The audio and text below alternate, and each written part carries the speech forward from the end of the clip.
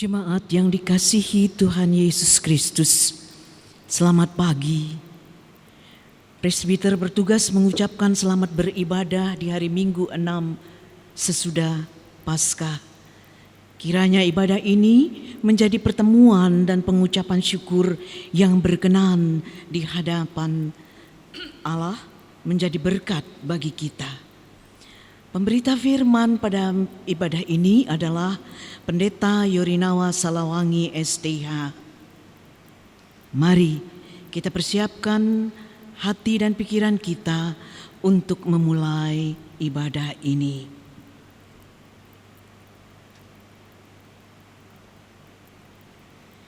Jemaat Tuhan, mari berdiri untuk menyambut firman Tuhan hadir di tengah-tengah persekutuan kita dengan menyanyi dari Gita Bakti 6 bait 1 dan 2.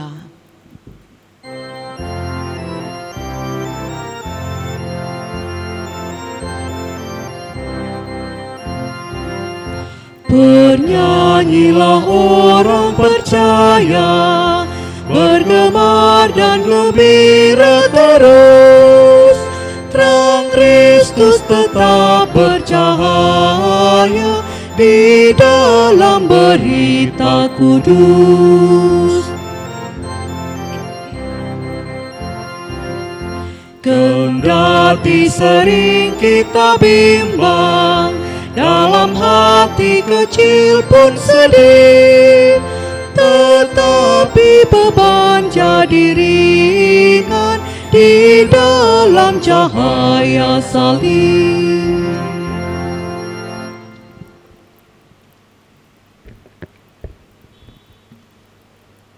Pertolongan kita adalah dalam nama Tuhan yang menjadikan langit dan bumi.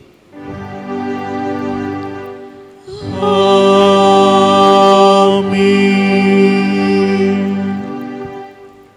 1 Timotius 6 ayat yang ke-6 menjadi nas pembimbing dalam ibadah ini, yang berkata demikian: memang ibadah itu kalau disertai dengan rasa cukup memberi keuntungan besar.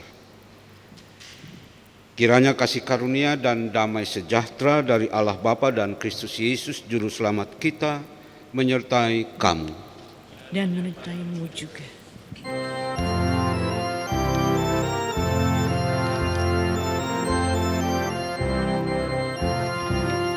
Siarkanlah terang pengampunan yang terbit atas bumi gelap, sejahtera dan pembaruan akhirnya terjamin tetap. Berbakti dengan bersedia, kita ikut cahaya terang, penuh bersyukur pada Dia yang oleh salibnya menang. Jemaat silakan duduk kembali.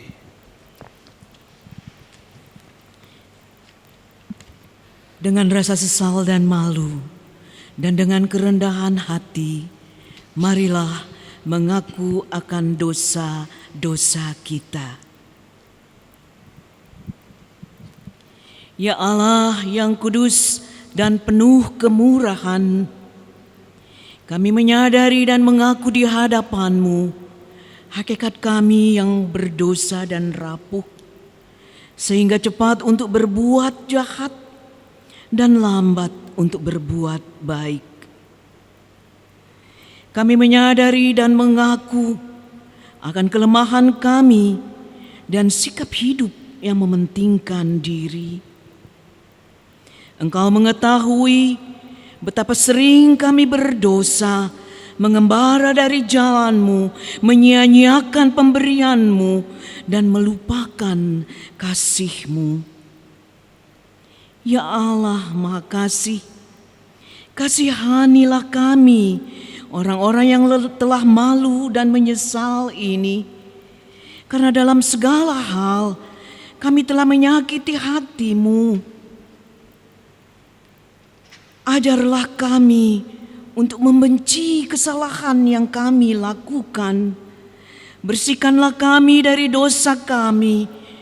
Demi nama anak-Mu yang kekasih, tolonglah kami ya Allah yang pengasih, agar kami hidup dalam terang-Mu dan berjalan pada jalan-Mu sesuai perintah Yesus Kristus Tuhan kami. Demikian pengakuan umat-Mu, dengarkanlah ya Tuhan.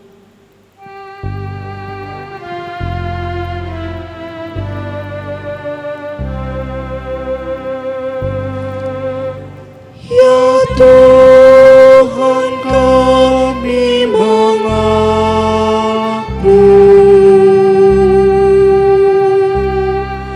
berdosa di dalam hati, di kata dan di tindakan.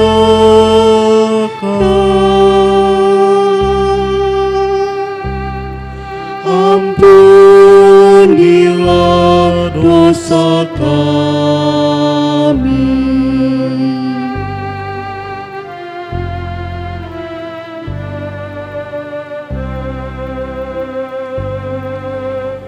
Betapa lama umatku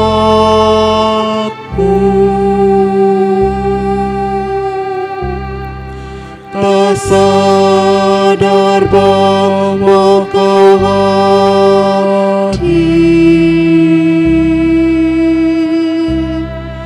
Denganmu tak bersekutu.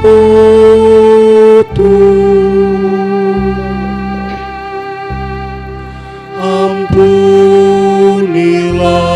dosa kami.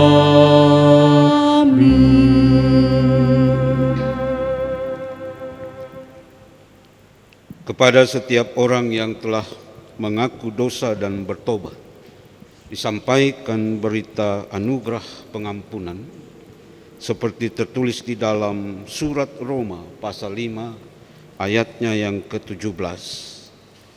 Surat Roma pasal 5 ayat 17 yang menyatakan, sebab jika oleh dosa satu orang, maut telah berkuasa oleh satu orang itu, maka lebih benar lagi mereka yang telah menerima kelimpahan kasih karunia dan anugerah kebenaran akan hidup dan berkuasa oleh karena satu orang itu, yaitu Yesus Kristus.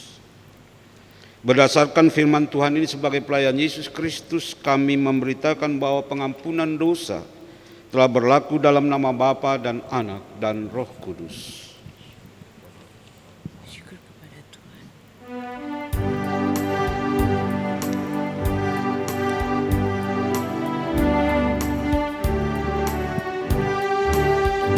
Kuasa darah Yesus menyucikanmu hingga kau jadi putih bersih.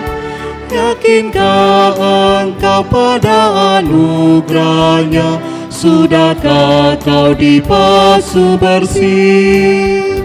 Sudahkah dirimu juga jiwamu putih bersih dalam darah Anak Domba yang kudus? Sudahkah kau dibasuh bersih?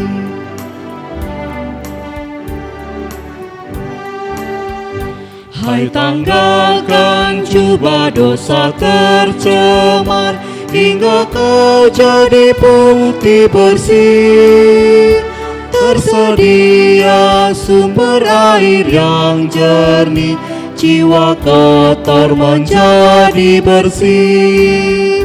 Sudahkah dirimu juga jiwamu putih bersih dalam darah Anak Domba yang kudus? Sudahkah kau dibasuh bersih?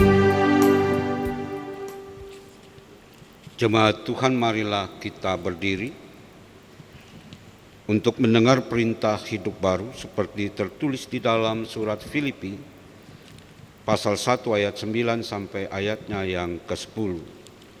Surat Filipi pasal 1 ayat 9 sampai ayat 10 menyatakan,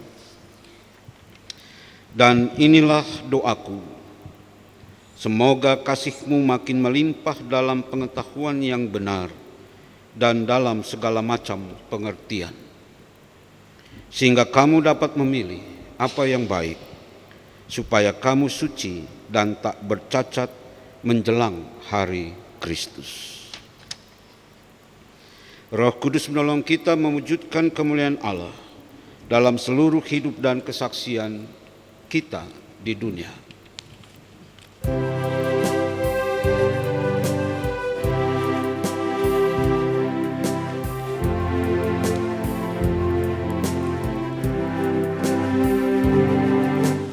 Janganlah hai anakku, ajaran ibumu engkau sia-siakan. Jagalah hai anakku, perintah dan nasihat ayahku.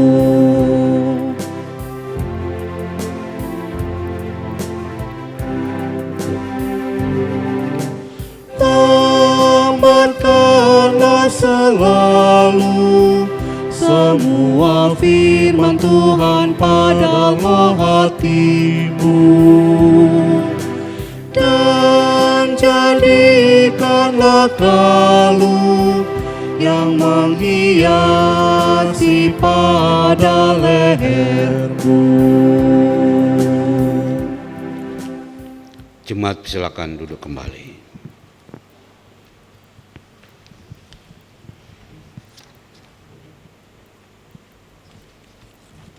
Kita akan masuk di dalam pemberitaan firman. Dengan bersatu teduh kita menyanyikan Gita Bakti 54.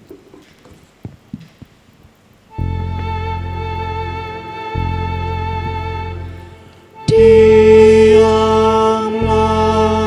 singkirkan kebisingan di hati, arahkan pikiran dan hatimu pada Allah. Kita memohon bimbingan Roh Kudus. Ya Tuhan, ya Bapa, kami akan membaca firman-Mu. Biarlah melalui hikmat di dalam bimbingan Roh Kudus, kami dimampukan mendalami, memahami dan mengerti akan kekayaan firman-Mu dan maknanya di dalam kehidupan kami beriman. Di dalam Yesus Kristus kami berdoa. Amin. Jemaat Tuhan, marilah berdiri untuk mendengar firman Tuhan yang dibacakan dari Alkitab. Haleluya. Haleluya, haleluya, pujilah Tuhanmu selamanya. Haleluya. Nyanyi dan soraklah, agungkan namanya, pujilah Tuhanmu selamanya. Haleluya. Bacaan Alkitab hari ini dari surat 1 Korintus 11 ayat 17 sampai dengan yang ke-23 yang menyatakan, dalam peraturan-peraturan yang berikut aku tidak dapat memuji kamu, sebab pertemuan-pertemuanmu tidak mendatangkan kebaikan tetapi mendatangkan keburukan.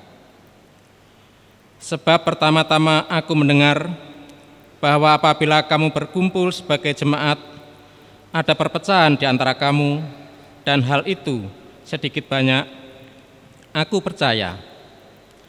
Sebab di antara kamu harus ada perpecahan, supaya nyata nanti siapakah di antara kamu yang tahan uji.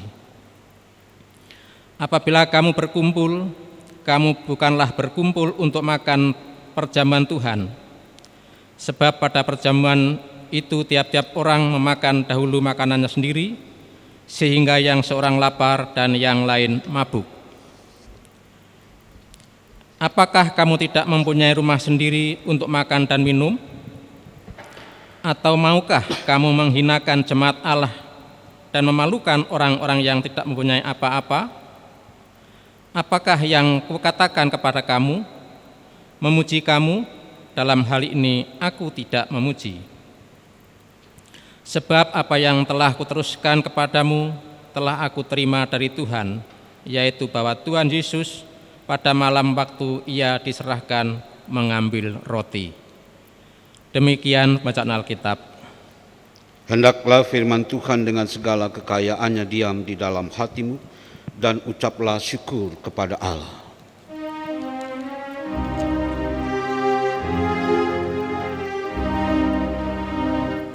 Kepadamu puji-pujian, mada syukur dan segala kemuliaan. Ya Bapa, Putra, Roh Kudus, sampai kekal selama-lamanya. Jemaat silakan duduk kembali.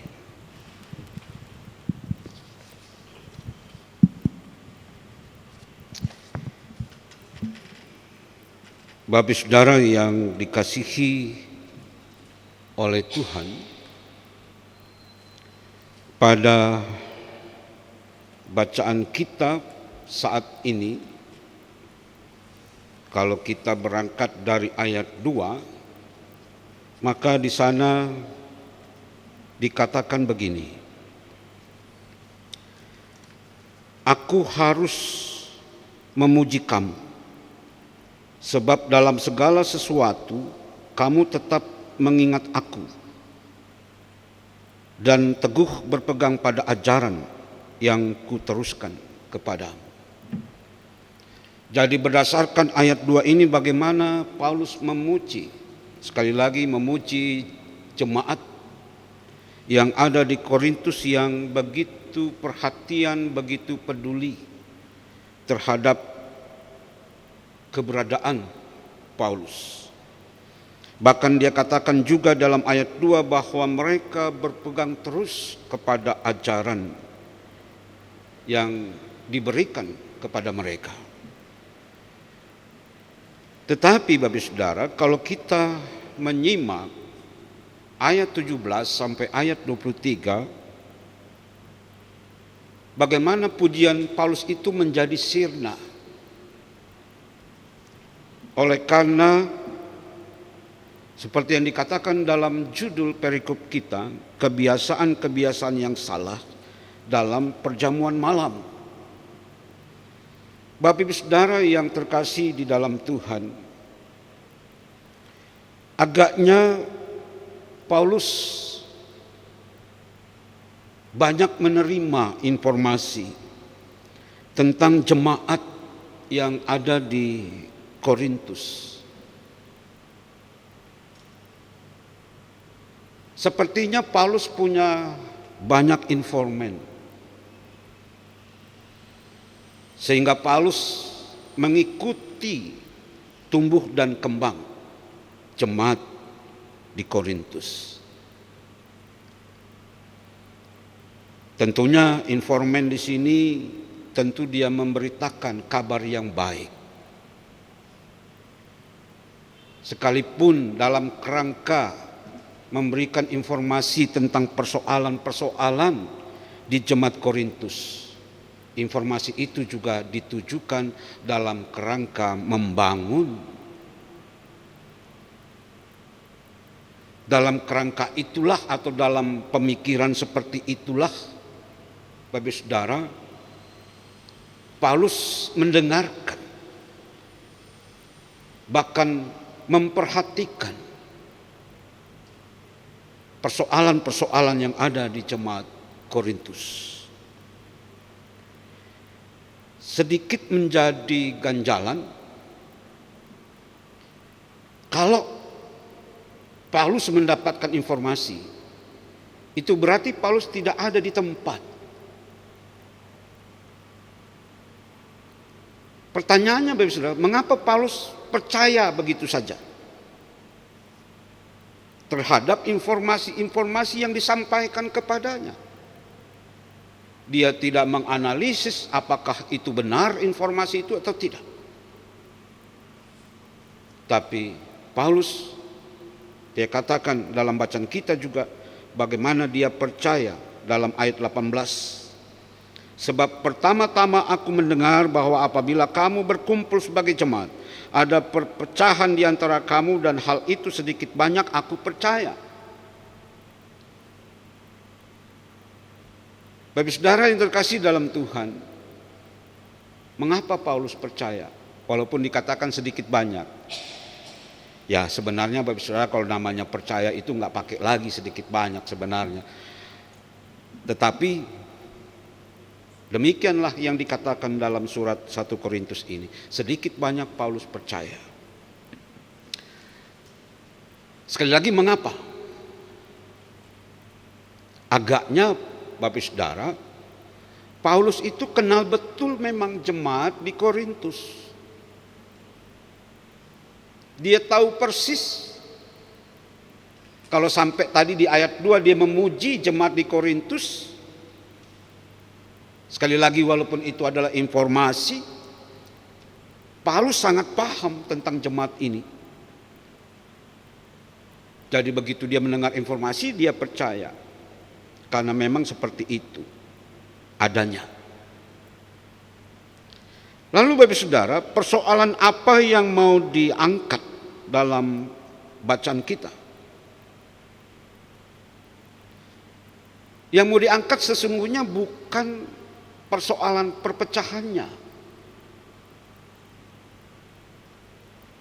tetapi Paulus lebih concern terhadap apa yang menjadi penyebabnya.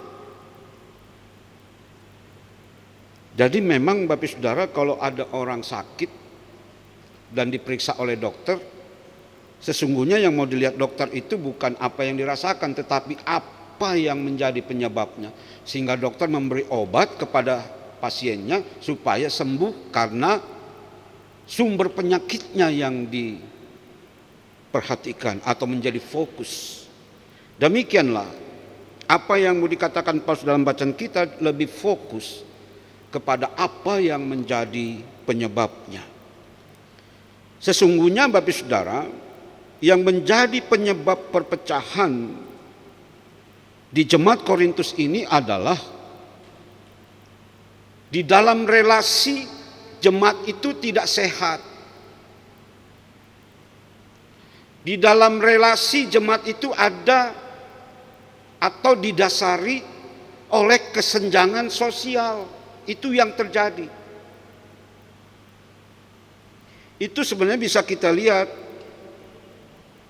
dari mulai dari ayat 22 bahkan sampai ayat 27 sesungguhnya. Bagaimana di Korintus itu ada sekelompok orang yang sangat egois, yang hanya mementingkan tentang kelompoknya sendiri. Kalau kita baca tadi dalam ayat 23 misalnya, sebab apa yang kutuliskan kepadamu telah aku terima dari Tuhan, yaitu bahwa Tuhan Yesus pada malam waktu ia diserahkan mengambil roti, dan sesudah itu ia mengucap syukur atasnya, ia memecah-mecahkannya dan berkata, inilah tubuhku yang diserahkan bagi kamu, perbuatlah ini menjadi peringatan akan aku. Kemudian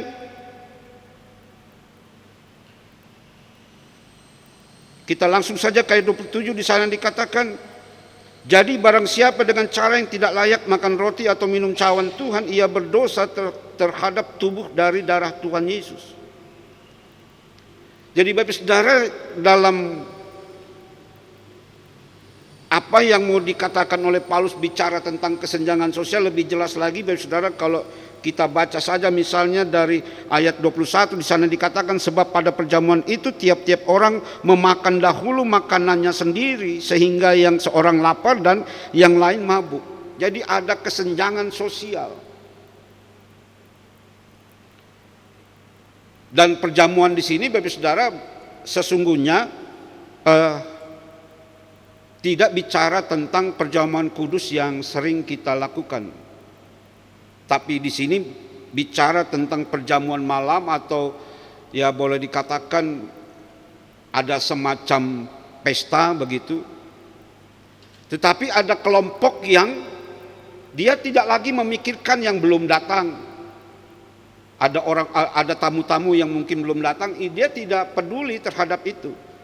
Dia makan saja duluan. Kelompok ini makan duluan, sehingga yang baru datang itu makan sisa-sisa. Atau bahkan kelompok ini tidak peduli terhadap mereka yang kelaparan. Tetap saja mereka yang kelaparan itu di kemudian baru mereka makan. Jadi pemikiran-pemikiran yang seperti itu, dan ini dilakukan oleh kelompok ini yang notabene adalah orang-orang yang dikatakan orang-orang yang sejahtera. Jadi mereka yang sejahtera ini hanya memikirkan tentang mereka sendiri. Dan dalam kerangka itu Paulus mengingatkan tentang perjamuan malam Tuhan Yesus bersama murid-muridnya. Bagaimana pada saat malam perjamuan malam Tuhan Yesus bersama murid-muridnya disinggung oleh Paulus. Dan itu menjadi satu rumusan di dalam perjamuan kudus. Ketika roti dipecah-pecahkan, ini adalah tubuhku. Kenapa roti itu harus dipecah-pecahkan? Karena saling berbagi.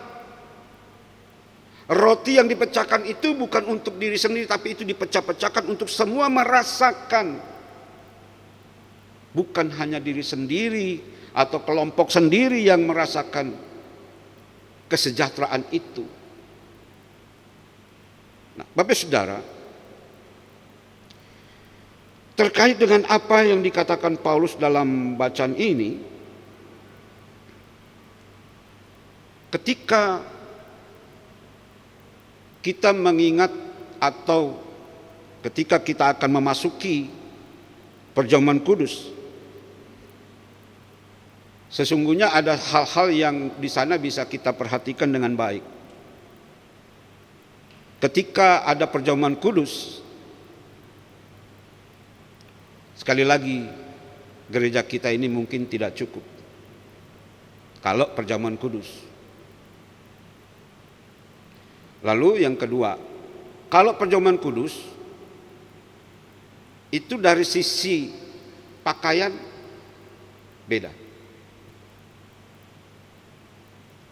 Walaupun tidak diwajibkan oleh gereja, tapi kita lihat misalnya kalau Jumat Agung, pakaiannya hitam semua. Lalu perilakunya kita lihat, perilakunya itu udah kayak di sorga kalau perjamuan kudus gitu. Semuanya duduk tenang, rapi, tidak ada bisik-bisik kalau perjamuan kudus. Ya walaupun mungkin ada yang main-main HP di belakang, tapi suasana itu sangat berbeda. Pertanyaannya Bapak Saudara, mengapa?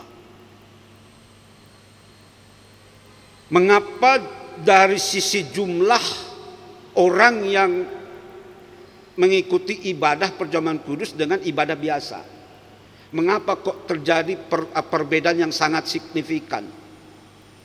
Tadi saya katakan kalau perjamuan kudus ini, ruang ini tidak cukup, tempat duduk harus kita tambah-tambah. Karena sangat banyak orang yang ibadah karena ada perjamuan kudus. Tapi kalau namanya ibadah biasa, kenapa banyak kursi-kursi yang menangis? Karena dia merasa bahwa tuannya lupa sama dia. Yang biasanya diduduki ini tidak diduduki. Jadi dia menangis karena tuannya lupa sama dia. Mungkin tuannya sedang berpergian. Kembali Bapak Saudara, kenapa bisa seperti itu ya?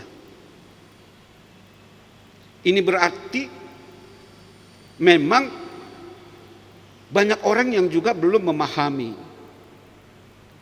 perjamuan kudus itu. Yang dipersoalkan Paulus kepada jemaat di Korintus. Itu karena tadi dikatakan kebiasaan-kebiasaan yang salah dalam perjamuan malam. Yang dalam konteks kita kalau bicara perjamuan ya perjamuan kudus. Ada perbedaan tadi menunjukkan memunculkan pertanyaan, mengapa bisa terjadi seperti itu? Kenapa kalau ibadah hari Minggu biasa itu tidak sedemikian banyaknya? Itu mengapa? Karena sekali lagi Bapak Saudara, kita juga perlu sebenarnya memahami tentang perjamuan kudus itu. Bapak Saudara yang terkasih dalam Tuhan, supaya kita dapat memahami tentang perjamuan kudus, kalau dulu perjamuan itu kan pakai meja. Ada yang bentuknya cukup satu meja di depan persegi panjang, ada yang dibentuk salib dan macam ragamnya. Tapi kalau dulu pakai meja. Tapi oleh karena perkembangan sekarang kita pakai seloki. Makanya ada istilah perjamuan kudus seloki. Karena sudah pakai seloki, tidak lagi pakai meja. Itu dulu. Yang sampai sekarang dilakukan pada saat Jumat Agung, pakai meja. Tapi perjamuan selebihnya hanya biasa dan pakai seloki. Lalu kalau kita berkaca pada perjamuan tempo dulu yang tidak pakai seloki, karena sekarang walaupun pakai meja tapi tidak langsung minum di cawan, pakai seloki juga. Tapi berkaca tempo dulu, sekali lagi perjamuan itu pakai cawan, diedarkan. Lalu di belakang ada presbiter, penatua atau diaken yang melap cawan karena akan berpindah karena berjalan cawan itu dari bibir ke bibir. Jadi perlu itu masalahnya kalau tidak dilap repot juga Bapak Ibu, cari bibir siapa di situ nanti. Tapi yang mau saya katakan begini, kalau yang seperti itu biasanya anak-anak muda punya kerjaan. Karena oleh penatua deken itu supaya cukup, maka cawan itu diisi penuh. Tapi ketika dia giliran si anak muda, langsung selesai satu cawan.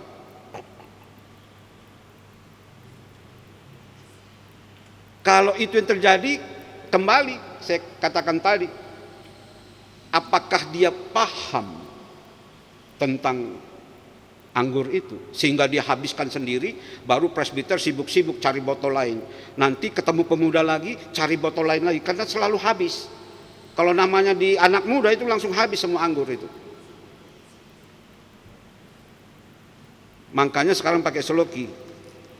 Nah, Bapak Saudara yang terkasih dalam Tuhan, kemudian yang harus kita pahami adalah ketika kita pakai meja, sebenarnya itulah makna dari sebuah ibadah. Ketika kita duduk melingkar di meja yang berbentuk salib itu, justru di situ tercermin makna dari sebuah ibadah. Artinya bahwa ibadah itu adalah kita berkumpul mengelilingi firman Allah. Itu makanya kadangkala meja yang berbentuk salib yang merupakan gambaran dari salib Tuhan Yesus itu menunjuk kepada firman yang hidup. Jadi ketika kita duduk di sekeliling meja itu berarti sekali lagi saudara, kita mengelilingi firman Allah. Mengapa dikatakan kita mengelilingi firman Allah? Dalam itu menjadi sebuah dasar dari ibadah adalah bahwa dalam sebuah ibadah kita berkumpul untuk mendengarkan firman Tuhan. Dan ketika kita berkumpul di situ dipecahkanlah roti. Inilah tubuhku. Dan anggur yang lambang darah Kristus itu dituang ke cawan atau seloki lalu dibagikan. Sesungguhnya di situ maknanya supaya kamu jangan hanya mementingkan diri kamu sendiri. Kamu harus hidup berbagi. Kamu harus hidup di dalam kesatuan, dalam persekutuan. Ketika kita duduk di sekitar meja itu berarti Allah mempersatukan kita. Supaya kita hidup benar-benar dalam kesatuan persekutuan kita. Itulah yang Paulus singgung dalam bacaan kita terhadap jemaat di Korintus. Mengingat apa yang Tuhan Yesus lakukan dalam perjamuan malam bersama murid-muridnya. Dan tentu bagi kita, Bapak Saudara. Nah, persoalan apa yang dihadapi di Korintus tentu ini tetap menjadi relevan dalam kehidupan kita bergereja saat ini. Dalam kehidupan sebuah gereja di dalamnya, pertanyaannya apakah benar-benar dalam persekutuan sebuah gereja orang-orangnya itu benar-benar menjadi sebuah persekutuan. Apakah benar orang-orangnya itu benar-benar menempatkan diri sebagai mitra, menjadi kawan sekerja, saling peduli satu terhadap yang lain, tidak mementingkan diri sendiri.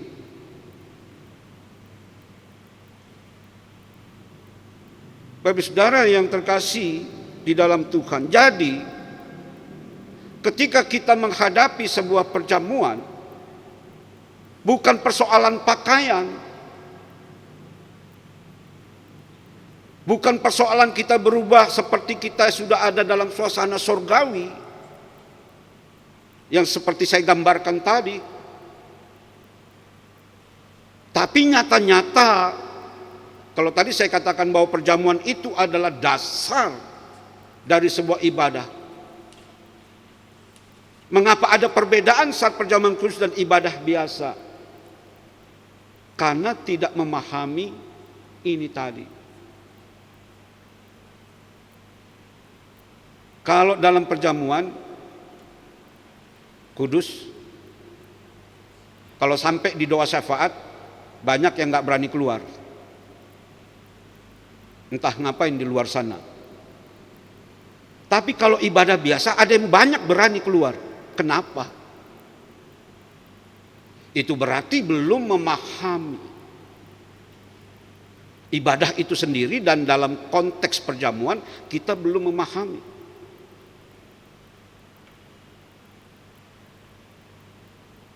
Ketika kalau tempo dulu memang sekali lagi Bapak Saudara, dari sisi pakaian kalau Jumat Agung itu memang menunjukkan rasa duka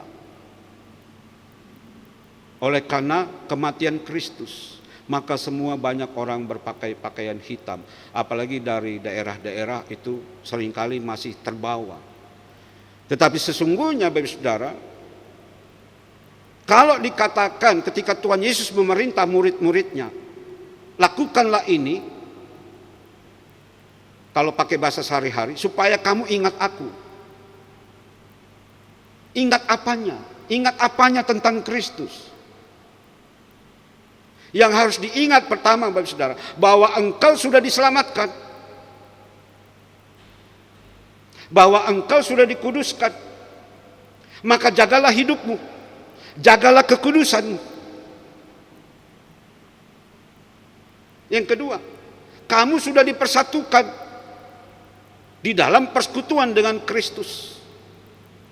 Jadi hendaknya kamu saling menyatu, saling berbagi. Itu yang sesungguhnya ingin dikatakan Tuhan Yesus. Lakukanlah itu supaya kamu memperingati tentang aku. mengingat aku. Itu yang harus diingat. Tetapi nyata-nyata sekali lagi dalam kehidupan realitas kita beribadah atau di dalam membangun satu persekutuan, apa yang terjadi? Mari kita koreksi diri kita masing-masing, Bapak Ibu. Karena kita menganggap perjamuan kudus yang kita lakukan itu menjadi sebuah tradisi tanpa pemahaman yang dalam. Seandainya dalam satu persekutuan benar-benar memahami pemahaman tentang perjamuan kudus itu yang dipersatukan dengan Kristus, maka Bapak Saudara, kita akan hidup berdampingan, kita hidup di dalam kebersamaan, ada saling berbagi, ada yang saling mengerti, saling menghormati dan sebagainya. Karena paham betul bahwa dirinya sudah dipersatukan oleh Kristus. Bukankah dalam nyanyian IMPA atau IMPT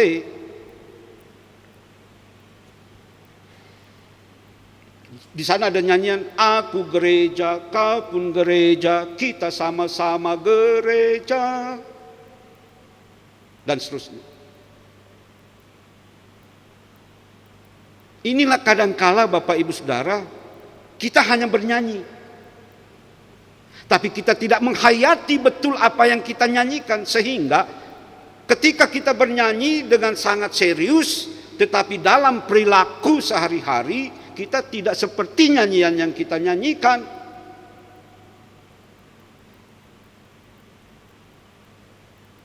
Sehingga Bapak Ibu Saudara, semuanya itu hanya sebuah ritual biasa-biasa saja. Jadi ibadah yang kita lakukan itu tidak punya dampak dalam kehidupan kita karena kita tidak mendalam memahami ibadah kita. Terkait dengan perjamuan kudus, bahwa kita sudah memakan roti yang dipecah-pecahkan, anggur yang tertumpah yang menjadi lambang penebusan Kristus melalui darahnya. Tapi semuanya itu hanya sebatas tembok-tembok ini. Sebatas di ruang ini. Kita berdamai, kita bersekutu. Tapi setelah itu, kita tetap menjadi orang yang berbeda. Berbeda ketika ada dalam ruangan ini, ketika ada di suatu ruangan lain, atau keluar dari ruangan ini, kita tetap menjadi manusia yang berbeda. Jadi inilah yang diinginkan oleh Paulus supaya jemaat di Korintus itu betul-betul memahami perpecahan yang terjadi itu. Sekali lagi, kenapa terjadi kesenjangan sosial. Yang hidup sejahtera melupakan mereka yang tidak sejahtera.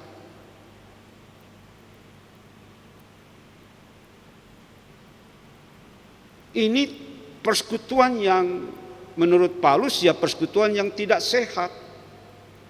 Dan ini bukan sekedar untuk didengar, tetapi ini supaya dilakukan. Bagaimana jemaat di Korintus yang tadi saya katakan di ayat 2 dipuji-puji oleh Paulus, tetapi kemudian Paulus katakan, ini aku tidak memuji kamu, ayat yang ke-22. Aku tidak memuji kamu dalam hal ini. Kalau di ayat 2 Paulus memuji tentang bagaimana mereka mendengarkan pengajaran, persoalannya bukan hanya mendengar. Paulus memuji karena mereka mendengar, tetapi kemudian Paulus tidak memuji kenapa? Karena mereka hanya mendengar, tidak melakukan. Dan sebaliknya dalam surat ini, dalam bacaan kita, Paulus meminta supaya mereka bukan hanya mendengar tetapi melakukannya. Kalau sudah diajar bahwa kamu ada dalam satu persekutuan dengan Kristus, maka dalam kehidupan sehari-hari ya seperti itu. Dan sekali lagi Paulus mau katakan sesungguhnya kalau hal itu terjadi, maka tidak ada perpecahan di antara kamu. Nah, persoalan secara khusus di sini Bapak Ibu adalah bahwa ada orang-orang tertentu, ada kelompok-kelompok tertentu. Yang menjadi masalah adalah orang-orang ini, kelompok ini masuk di dalam jamuan itu. Di dalam jamuan itu dia merusak persekutuan yang ada. Itu yang dipersoalkan oleh Paulus.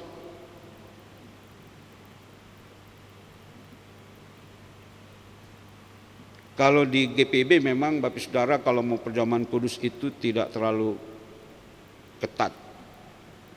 Berbeda dengan misalnya gereja Kristen Jawa. Yang saya tahu di Jogja itu kalau mau perjamuan kudus itu nggak sembarang orang yang bisa masuk perjamuan kudus.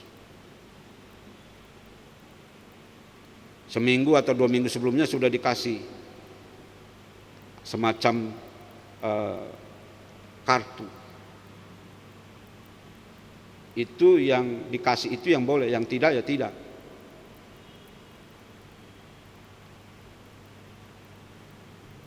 Tapi ini terlepas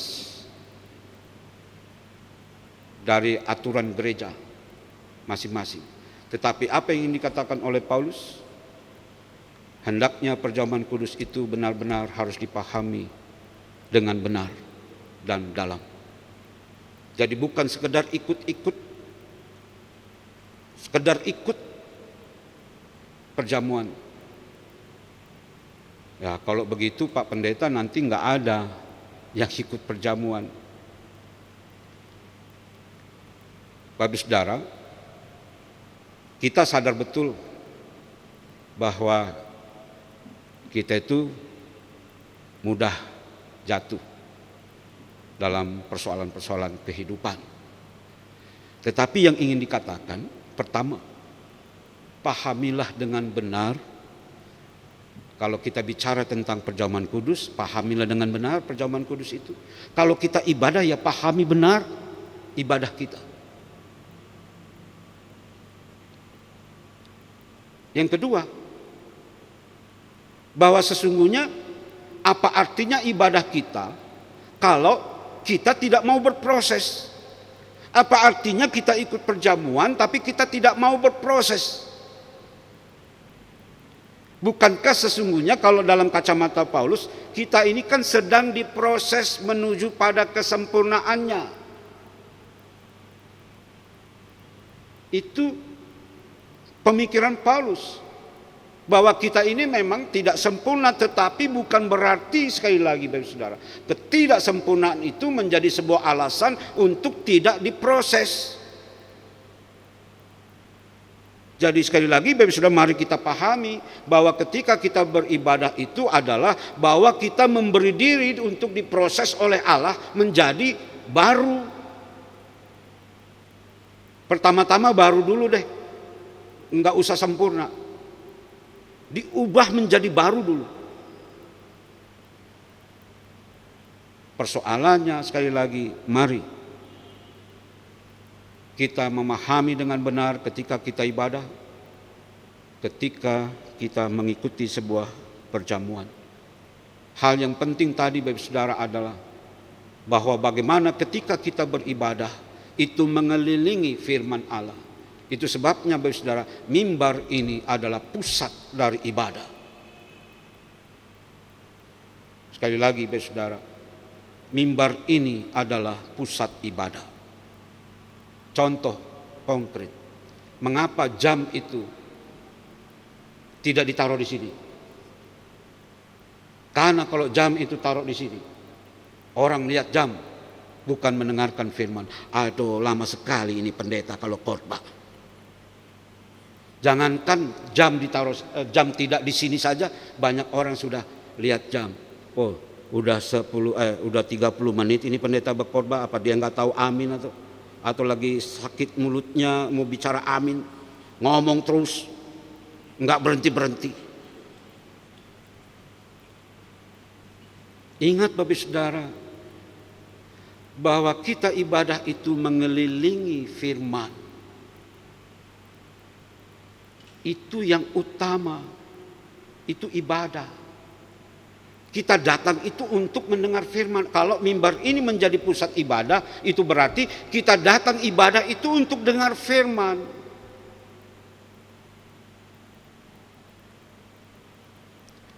Lebih parah lagi, dia lihat jam, Diajak ngobrol temannya.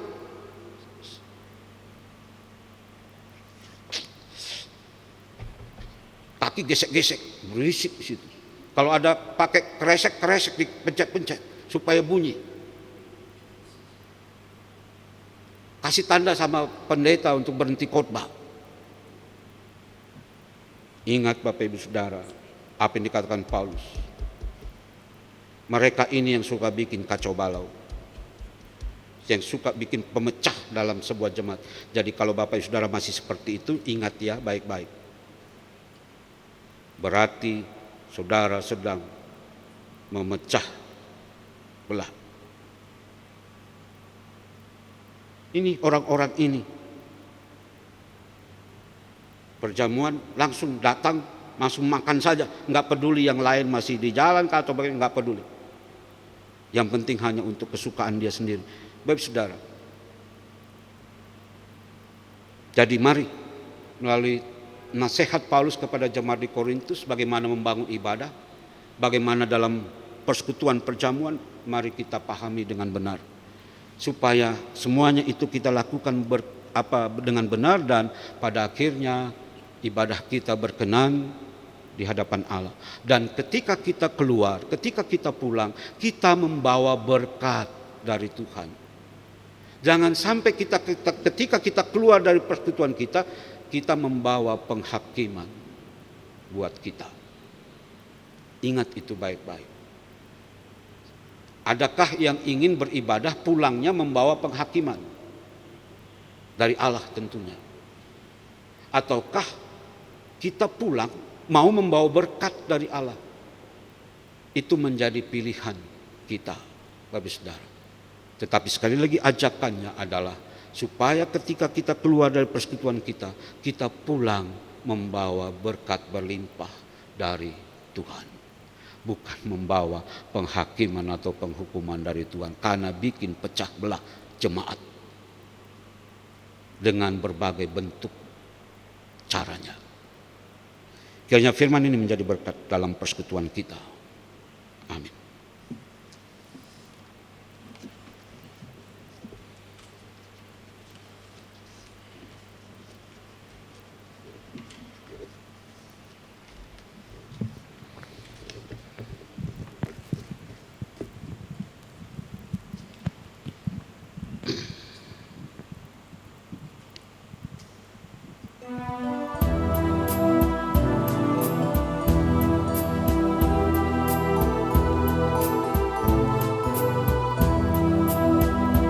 Dalam dunia penuh kerusuhan, di tengah kemelut permusuhan, datanglah kerajaanmu. Di gereja yang harus bersatu, agar nyata manusia baru. Datanglah kerajaanmu, datanglah, datanglah, datanglah kerajaanmu. Jemaat dipersilakan untuk berdiri. Bersama-sama semua orang percaya di segala waktu dan tempat kita mengaku iman menurut pengakuan iman rasuli. Dengan hati dan mulut masing-masing orang berkata, aku percaya kepada Allah, Bapa yang Maha Kuasa, Khalik langit dan bumi, dan kepada Yesus Kristus anaknya yang tunggal Tuhan kita, yang dikandung daripada Roh Kudus, lahir dari anak darah Maria, yang menderita di bawah pemerintahan Pontius Pilatus, disalibkan, mati dan dikuburkan, turun ke dalam kerajaan maut. Pada hari yang ketiga, bangkit pula dari antara orang mati, naik ke surga, duduk di sebelah kanan Allah, Bapa yang Maha Kuasa, dan akan datang dari sana untuk menghakimi orang yang hidup dan mati. Aku percaya kepada Roh Kudus, gereja yang kudus dan am, persekutuan orang kudus, pengampunan dosa, kebangkitan daging, dan hidup yang kekal. Jemaat silakan duduk kembali. Kita naikkan syafaat kita. Mari kita berdoa. Ya Tuhan, ya Bapa, kami sudah mendengarkan sapaan firman terkait perpecahan di jemaat Korintus. Oleh karena ada orang-orang tertentu, kelompok-kelompok tertentu yang memecah belah kehidupan persekutuan jemaat di Korintus. Apa yang dikatakan oleh Paulus bahwa mereka sesungguhnya tidak memahami ibadah mereka, sehingga mereka juga tidak memahami perjamuan kasih yang dilakukan pada saat itu. Ada mereka-mereka yang sangat egois, tidak memperhatikan mereka yang kelaparan. Mereka hanya mementingkan perut mereka masing-masing.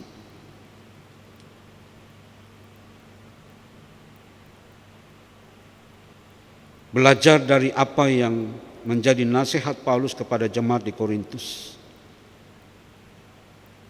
maka biarlah itu menjadi satu pembelajaran yang baik bagi kami di dalam kami membangun persekutuan kami, agar kami semakin memahami ibadah yang kami lakukan, agar kami juga memahami perjamuan kudus yang seringkali kami ikuti. Dengan pemahaman yang tepat, pemahaman yang benar, maka ibadah ritual itu menjadi ibadah yang aktual di dalam kehidupan kami hari lepas hari. Untuk itu ya Tuhan, ya Bapa, persatukanlah kami sebagai persekutuan, sebagai keluarga Allah. Jauhkan kami dari hidup yang penuh persaingan yang mengakibatkan perpecahan. Tetapi biarlah lebih dekatkan kami pada satu persekutuan yang mau berbagi, sehingga ya Tuhan, ya Bapa, bahwa persekutuan kami sungguh-sungguh persekutuan yang mencerminkan tubuh Kristus. Ya Tuhan, ya Bapa, terkait dengan pandemi Corona-19 ini, banyak rumah tangga, banyak keluarga secara tidak langsung terkena dampak dalam perekonomian, di dalam kehidupan. Untuk itu ya Tuhan, ya Bapa, situasi kondisi saat ini, biarlah itu juga mengingatkan kami sebagai satu persekutuan yang mau berbagi, khususnya bagi mereka-mereka yang sangat-sangat membutuhkan pertolongan. Ya Tuhan, ya Bapa, upaya-upaya pemerintah di dalam menanggulangi pandemi ini, kami terus memohon agar biarlah upaya-upaya pemerintah itu mendapatkan topangan dari Tuhan. Pembagian-pembagian sembako di dalam kerangka berbagi dengan mereka yang mengalami kesulitan-kesulitan pada saat ini. Biarlah kiranya sembako-sembako itu diberikan juga secara tulus, tidak oleh karena ada kepentingan-kepentingan lain yang memanfaatkan situasi yang sulit pada saat ini. Dan biarlah sembako-sembako dimanapun ketika itu dibagi, biarlah itu dibagi dengan jujur, sehingga semuanya merasakan pertolongan itu. Untuk itu ya Tuhan ya Bapa, kami menyerahkan dalam kerangka memutus mata rantai pandemi ini yang dilakukan oleh pemerintah atau lembaga-lembaga masyarakat, termasuk gereja-gereja yang ada. Ya Tuhan ya Bapa, juga terkait dalam hubungan antar gereja, mampukan kami bersatu di tengah-tengah dogma yang berbeda, tapi ajarkan dan mampukan kami melihatnya sebagai suatu persekutuan tubuh Kristus. Sehingga kami antar gereja juga tidak bersaing satu dengan yang lain, tetapi gereja satu membantu gereja yang lain, saling menopang satu dengan yang lain, sehingga tubuh Kristus itu benar-benar tercermin di dalam kehidupan bergereja. Ya Tuhan ya Bapa, kami mau berdoa juga untuk perdamaian di muka bumi ini. Biarlah kiranya melalui lembaga-lembaga perdamaian, melalui pendidikan perdamaian, kiranya kehidupan bangsa-bangsa di muka bumi ini juga concern terhadap perdamaian, sehingga kebijakan-kebijakan politik kiranya tidak merusak pendamaian atau perdamaian itu. Untuk itu kami serahkan para pemimpin bangsa-bangsa, juga pemerintah kami di tingkat pusat maupun sampai di daerah-daerah. Kami serahkan mereka dalam hikmat-Mu, agar mereka juga benar-benar concern terhadap perdamaian. Ya Tuhan ya Bapa, akhirnya kami juga mau menyerahkan kehidupan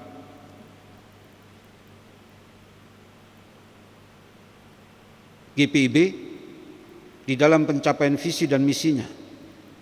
Dalam kerangka pandemi, maka GPIB juga membangun sebuah satgas, baik tingkat sinodal maupun di tingkat mupel, dalam kerangka bagaimana gereja juga terlibat di dalam upaya menanggulangi bencana pandemi ini. Untuk itu Tuhan Bapa, biarlah mereka yang ditugaskan dalam satgas-satgas ini, kiranya mereka juga mendapatkan kekuatan dari Tuhan untuk melaksanakan tugas dan tanggung jawabnya. Secara khusus Tuhan Bapa, kami juga mau berdoa bagi saudara-saudara kami yang saat ini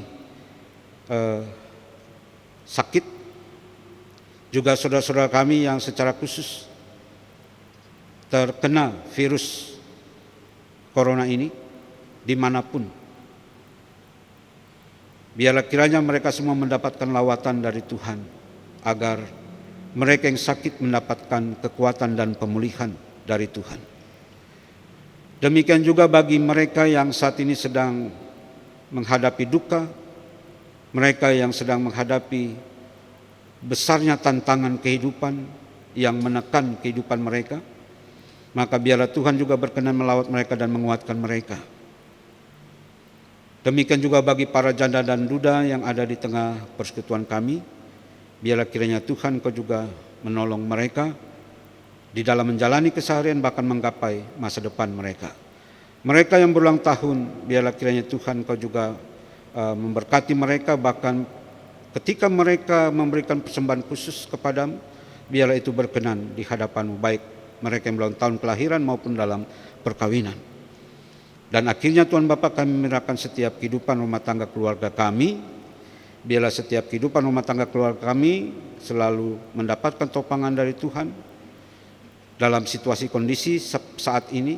Biarlah Tuhan menopang kehidupan setiap rumah tangga keluarga kami, baik dalam pekerjaan, pendidikan anak-anak kami, bahkan pergumulan-pergumulan yang ada dalam setiap rumah tangga keluarga kami, baik itu pergumulan-pergumulan di luar ekonomi, tetapi secara khusus Tuhan Bapa, biarlah kiranya Engkau topang setiap kehidupan rumah tangga keluarga kami dalam persoalan ekonomi yang saat ini sangat-sangat menekan. Biarlah dengan topangan Tuhan di tengah-tengah situasi ini kami masih punya harapan, bahkan kami terus menjalani kehidupan dengan penuh sukacita, dengan penuh syukur kepada Tuhan. Ya Tuhan yang Bapa, kami serahkan kehidupan rumah tangga keluarga kami dalam pimpinan-Mu. Demikian juga secara khusus bagi seluruh para presbiter di tengah-tengah tantangan pelayanan pada saat ini. Biarlah kiranya juga Tuhan menopang mereka semua di dalam tugas tanggung jawab pelayanan mereka. Bahkan juga Tuhan berkati setiap kehidupan rumah tangga keluarga mereka. Secara khusus bagi para presbiter yang bertugas pada ibadah ini, Tuhan berkati pelayanan para presbiter yang bertugas. Demikian juga organis, kantoria, soundman, juga kameramen yang bertugas pada saat ini, Tuhan berkati kehidupan mereka semua. Ya Tuhan ya Bapa, kalau sebentar kami akan keluar dari persekutuan ini, biarlah kiranya Tuhan Bapa, kami keluar dengan penuh sukacita dan kami pulang ke tempat kami masing-masing mendapatkan berkat yang dari Tuhan. Dan biarlah apa yang tidak terucapkan Tuhan Bapa, Engkau menyempurnakan dan Engkau menggenapinya. Karena doa ini kami alaskan di dalam nama Yesus Kristus yang adalah Tuhan kami. Ya Tuhan, di dalam pengasihan-Mu kami memohon, peliharalah kami di dalam Yesus Kristus yang telah mengajar kami berdoa. Bapa kami yang di surga, dikuduskanlah nama-Mu, datanglah kerajaan, jadilah kehendak-Mu di bumi seperti di surga. Berikanlah kami pada hari ini makanan kami yang secukupnya, dan ampunilah kesalahan kami, seperti kami juga mengampuni orang yang bersalah pada kami. Dan janganlah membawa kami ke dalam pencobaan, tetapi lepaskanlah kami daripada yang jahat.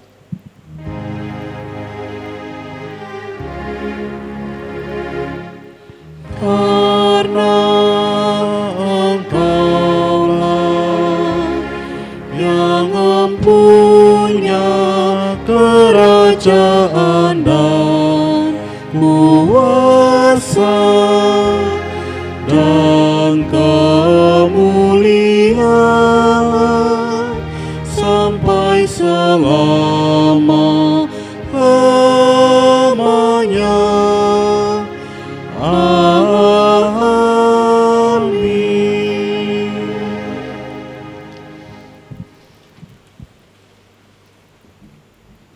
Jemaat, marilah kita mengucap syukur kepada Tuhan dengan memberi persembahan kepadanya.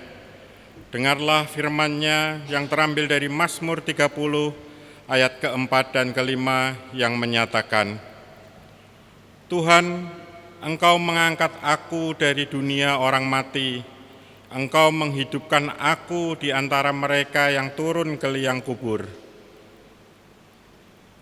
Nyanyikanlah mazmur bagi Tuhan, hai orang-orang yang dikasihi-Nya, dan persembahkanlah syukur kepada nama-Nya yang kudus. Tuhan memberkati saudara dan persembahan saudara. Mari kita menyanyikan Gikta Bakti 85, 1 dan 2, Oh Tuhan.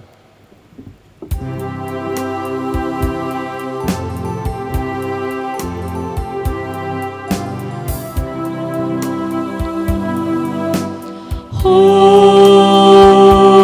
Tuhan, hidup kami dari-Mu. Oh Tuhan, hidup kami milik-Mu. Oh Tuhan, hidup kami bagi-Mu. Oh Tuhan, semuanya rahmat-Mu. Oh Tuhan, alam ini dari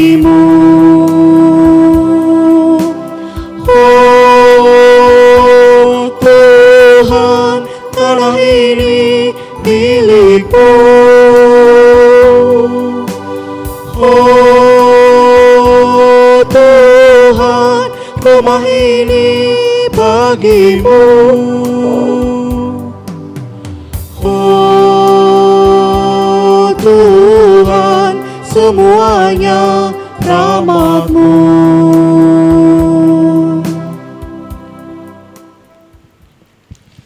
Jemaat, mari berdiri untuk menyerahkan persembahan ini kepada Tuhan dalam doa syukur. Sekarang ya Allah kami bersyukur kepadamu dan memuji nama-Mu yang agung itu. Sebab siapakah kami ini sehingga mampu memberikan persembahan sukarela seperti ini? Sebab daripada-Mu lah segala-galanya, dan dari tangan-Mu sendirilah persembahan yang kami berikan kepadamu. Amin.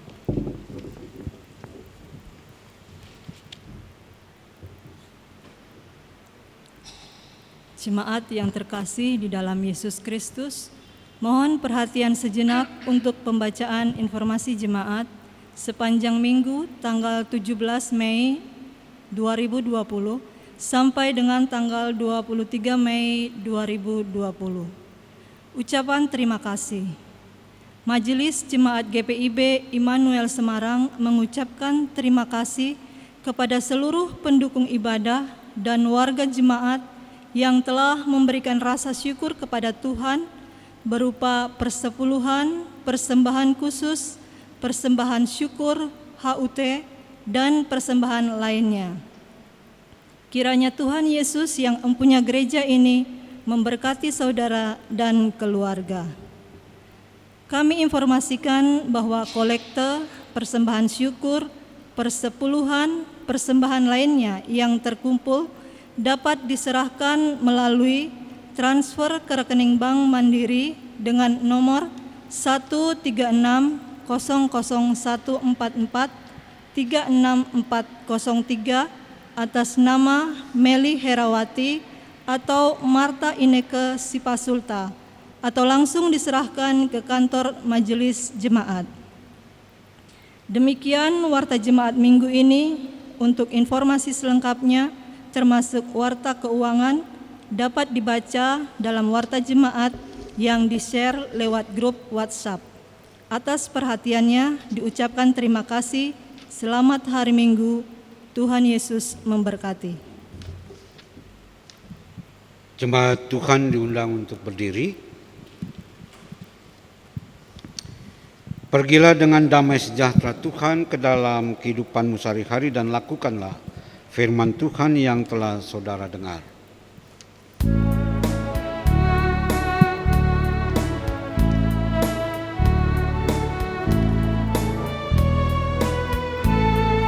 Kita syukur menggema naik kepadamu Allah Bapa Maha Baik. Kami bersyukur, kami bermazmur karena rahmat-Mu bagi kami umat-Mu. Kita syukur, naik kepadamu Allah Maha Besar.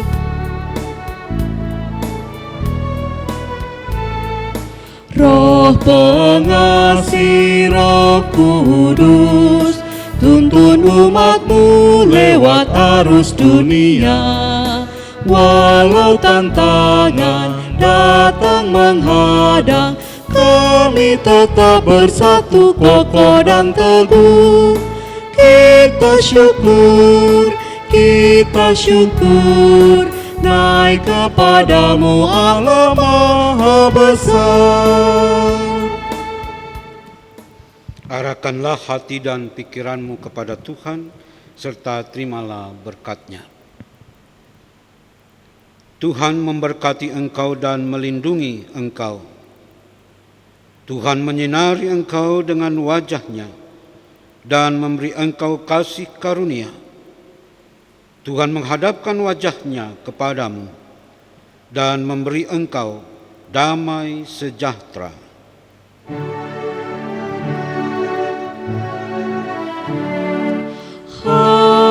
Amin, amin, ya benar adanya. Amin, amin, amin, ya benar adanya.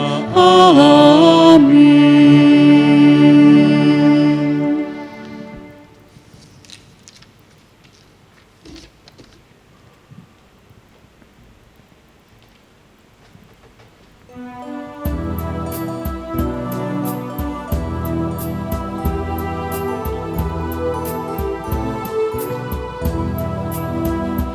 Dalam hati dan mulut dan tangan, dengan kasih, dengan kebenaran, datanglah kerajaanmu.